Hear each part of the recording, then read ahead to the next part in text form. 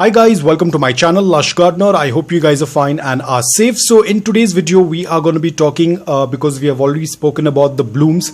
There is another very important thing that I wanted to share it with you guys because some time back I had this query wherein the person had cut the bloom and most probably the part where it was cut, it came in contact with water and the succulent started to rot.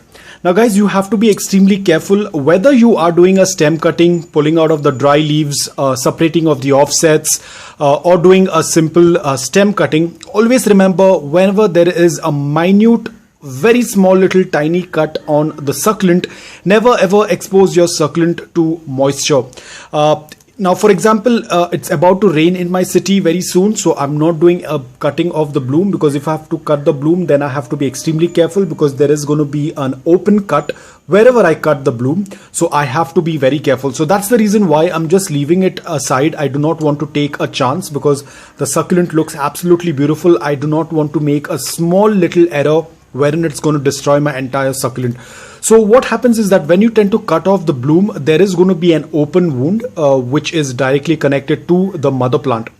Now, if that stem or if that cut part comes in contact with any moisture or any water, the rot will start and that will get connected to the stem because the bloom stalk over here, the flower stalk that you see is connected to the stem.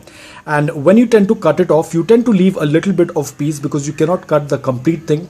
It's very difficult to get rid of the complete bloom stalk. But whenever you just cut it half, the bloom is gone. It's not going to bloom back again in the same place, but it tends to leave a small little piece of stem. Now, if that stem starts to get rotted, it will get connected to the stem part and it's very difficult to get rid of that. So you have to be extremely careful that whenever you're doing a cutting, any cutting for that matter, never ever water the same day, never let the succulent come in contact with any moisture.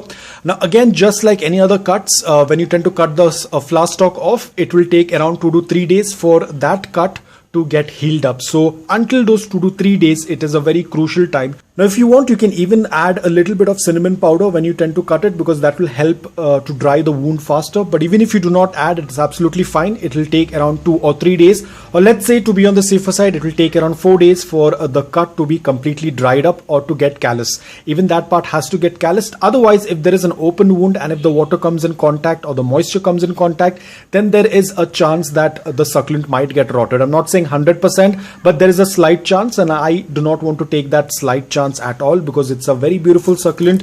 This Echeveria champagne has been with me for a very long time. Probably it's been 5 years that it's there with me, so I do not want to take any chance. So I'm going to leave it as it is. Probably when I realize that the forecast says that it's going to be dry for another couple of weeks, then that's when I'm going to cut it off. But right now I do not want to take the chance. So if you are planning to cut off any kind of bloom stalk, or if you're planning to cut off anything on the succulent, ensure that it is kept in a dry place with a good amount of air circulation so that the cut tends to heal faster.